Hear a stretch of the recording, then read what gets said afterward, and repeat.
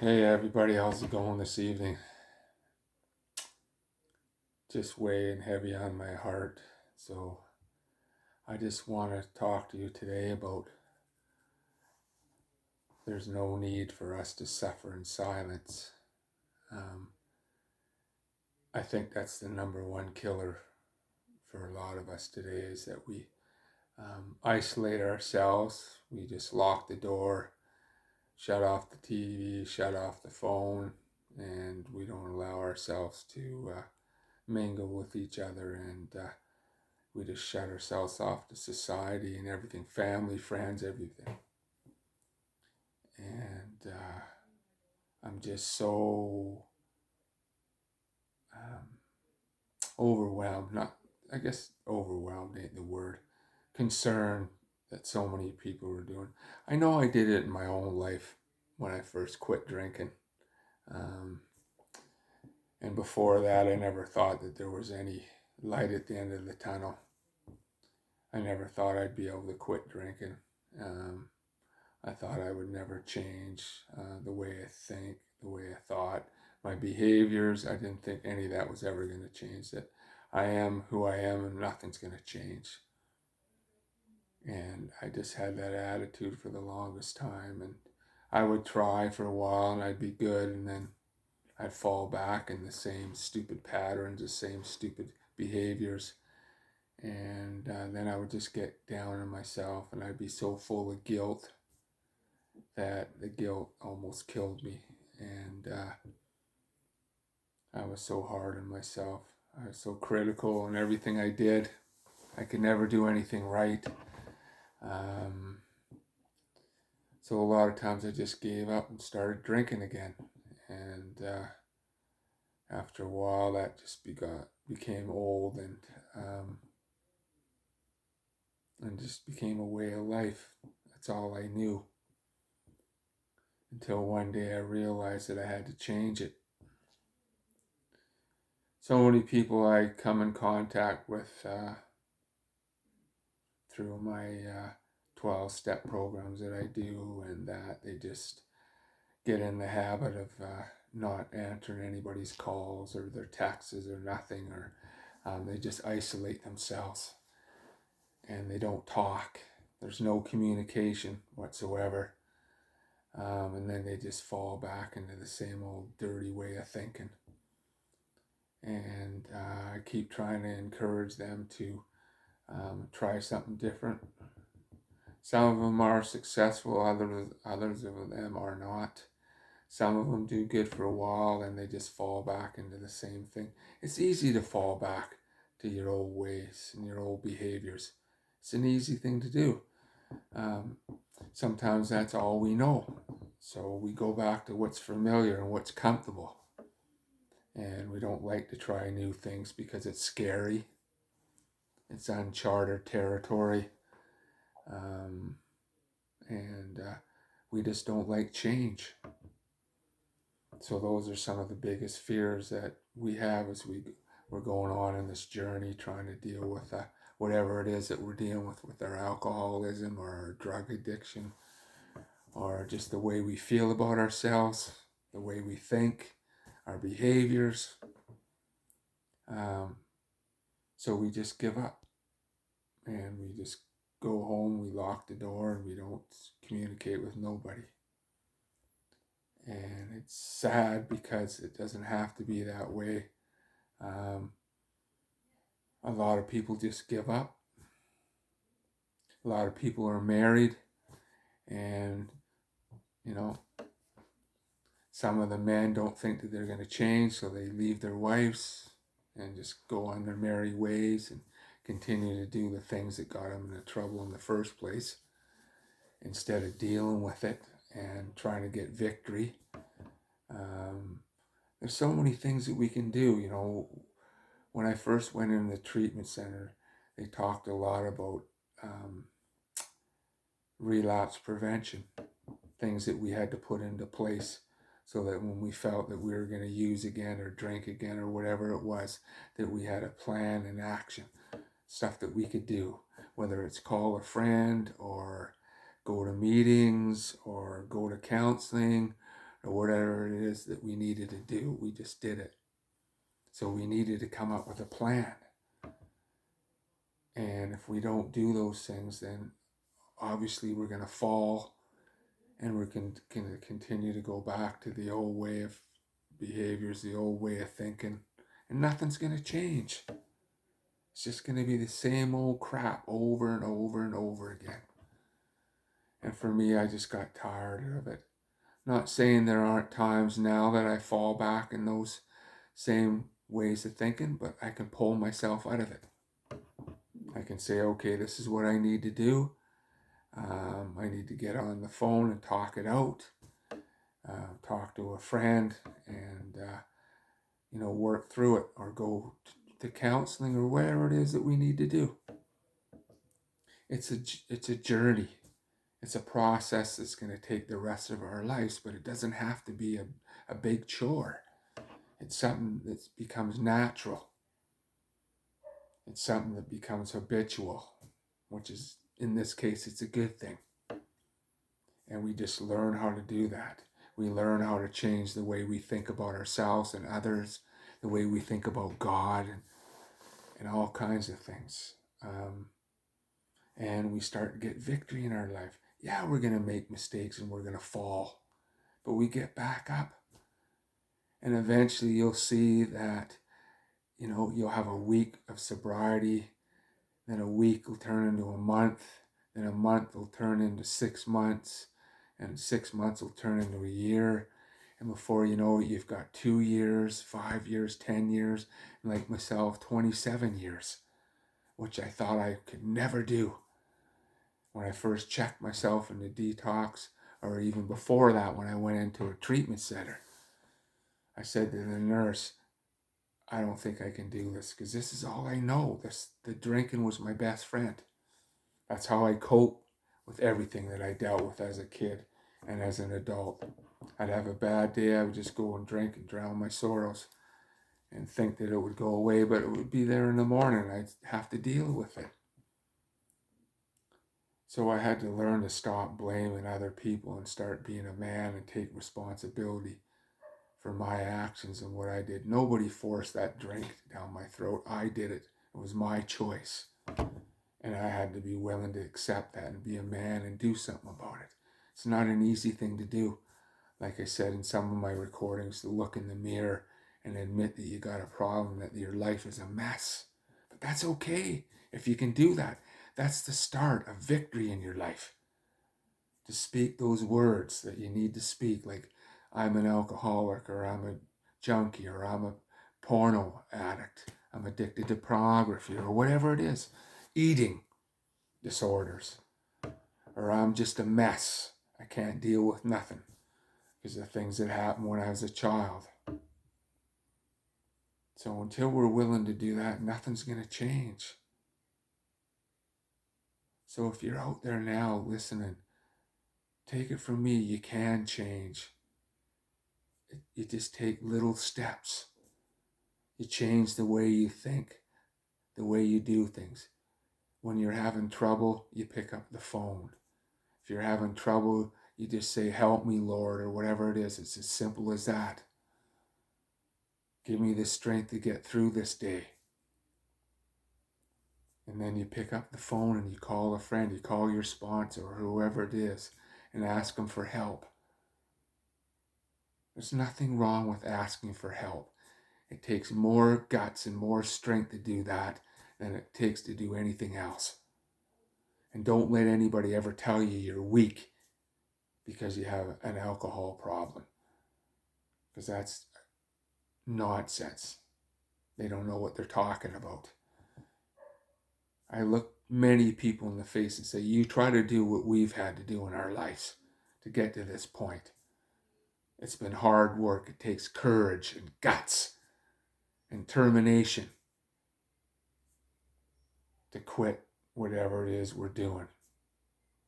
So don't let anybody tell you you're weak, because you're not. You're strong and you can get through this.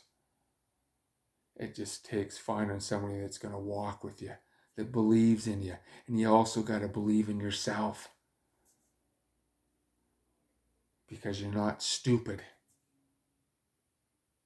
and you're not weak, like I said, and you can get through these things. It just takes a matter of time and strategy and the willingness to make those changes. Is it going to be easy? No. Is it going to be hard work? Yeah, it's going to be hard work. The hardest work you've ever done in your entire life. It's hard to look at yourself and admit that, you're messed up and your life's become unmanageable. Step one. And admitting that. And it's a simple thing of just saying, I surrender.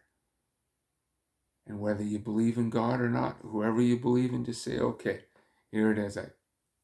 I can't do it anymore. Just like a boxer and his trainer. The trainer throws in the towel when the boxer's getting beat up because he doesn't want him to get hurt anymore. And that's the same as what you want to do when you just say, okay, enough, I surrender. I can't do this anymore. Because it's obvious we've tried to do it on our own. We've screwed up so many times. And we keep falling flat in our face. And there are a lot of people out there that don't make it. You know, I've had a lot of friends that have drank themselves to death or OD'd or whatever. And it's sad. You ask them and they say, that's all I know. I've never known anything else. Well, that's true, but that can change if you only want it to. It has to come from here to the heart. When you get it, when it comes from here to the heart and you feel it in your heart and you make a serious decision to quit whatever you're doing that's messing up your life, doesn't matter what it is. It could be gambling, it could be anything. The way you think about yourself, low self-esteem, it could be anything. It's got to get from your head to your heart, and that takes work. And then once you start doing it, you'll see that it gets easier and easier. You just have to do things differently. Instead of shutting the door and locking yourself in your room, you open the door and you go out. And you get to be around people that are having the same problems you are. And then you get to realize that you're not the only one in this world that's struggling. There are tons of other people. And then you get to hear their stories. And you say, man, I can relate with that. I've been through that. I'm going through that now. And then it gives you hope that you're not the only one. And then you're not so focused on yourself, that you're focused on other people too. Sometimes we got to get away from that once in a while and look at other people's lives and think, you know what, there's somebody worse off than us. And stop feeling sorry for ourselves. That's another thing that we do.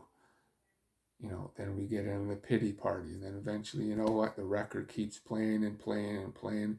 Sooner or later, we got to learn to flip it over and change the record, you know, because it gets old after a while, you know.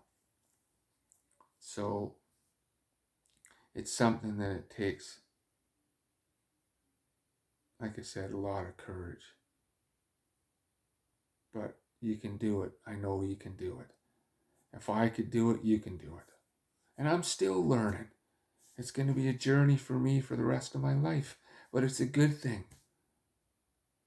It's a good thing to learn more and more about yourself, as long as you don't turn it on yourself and beat yourself up. Guilt is a big thing with people with addictions. Shame, all that kind of stuff that we live with. And that all can be taken away if you just believe in yourself and just surrender it. And like I said, just say, I can't do this anymore. I don't want to do that. I'm sick and tired of being sick and tired. Help me, please, whoever it is. And I guarantee you, you'll start seeing victory in your life. You know, when those days when you're having a rough day and you feel like going out and having a drink or doing some crack or whatever it is that you're addicted to. You pick up the phone and you call somebody, or you go to a meeting, or you go to church, or you pray. Whatever it is that you need to do it instead of doing the opposite that you used to do, going and drowning it, or locking yourself in your apartment or your house, or whatever, and putting the bottle down and getting just pie-eyed. Nothing's going to change. So we have to learn to change that behavior. And when we start doing that and we start seeing results, then we keep doing it. And we got to remember to put those things into place, that when we do struggle, we have something to turn to that's going to help us get through that day, that rough day we're having. And eventually it changes everything. It changes your body chemistry. It changes everything, the way you think. And after a while, it becomes a part of you. And it's a good change. You know, when I was in the treatment center, I used to say to my counselor that I don't know what's normal. I don't know how I'm supposed to feel, react, or whatever. I don't know if the way I'm feeling is right. I don't know nothing. She'd say to me, why do you ask that question? Because I didn't know whether the way I was feeling about certain things was okay, or if it was normal or whatever.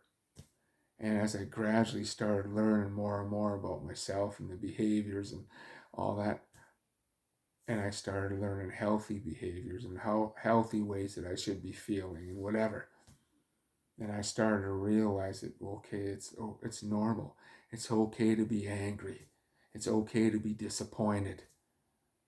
But this is what I got to do with it. Instead of turning it on somebody else or turning it on yourself, you got to talk about it. You got to work through it. You got to figure out what's triggering it and what's bothering you and talk about that thing.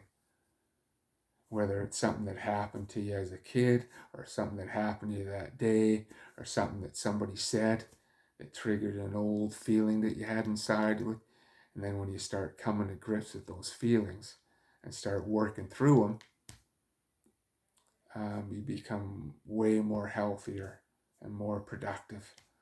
And you start living more of a balanced life in every area of your life. And it becomes more and more easier to make those proper decisions, those healthy decisions. Because you're in touch with yourself, you're in touch with your Creator, God, whoever you want to call Him. And He shows you what's good and what's not good. And He guides you. And He gives you the wisdom, if you ask for it, to make the right decisions, whatever it is you're doing during the day or whatever it is. He gives you the strength to get through your work day or whatever, get through the day or whatever it is that you're struggling with. He keeps you sober. He keeps you away from the drugs. He keeps you away from the pornography or whatever it is you're struggling with. He gives you the strength to do that. So please, people, I encourage you to reach out. Don't suffer in silence. Suffering in silence is the number one killer for people with addictions or any problems. Because a lot of times they end up doing something stupid. Trust me, I have family members that have done that, and they're no longer with me because they didn't reach out. They lost hope. And I'm telling you that there's hope, and you will get through it, but just reach out. Find somebody who cares. Find somebody who's easy to talk to. Go walk to a church. Talk to a pastor. Talk to a counselor, or whoever it is that you need to talk to get some guidance and direction in your life. And I guarantee you'll see change and you'll see results. So I hope and pray that you'll do that and you'll see the difference in your life. So God bless you, and I wish you all the best. And I'll see you soon. Bye now.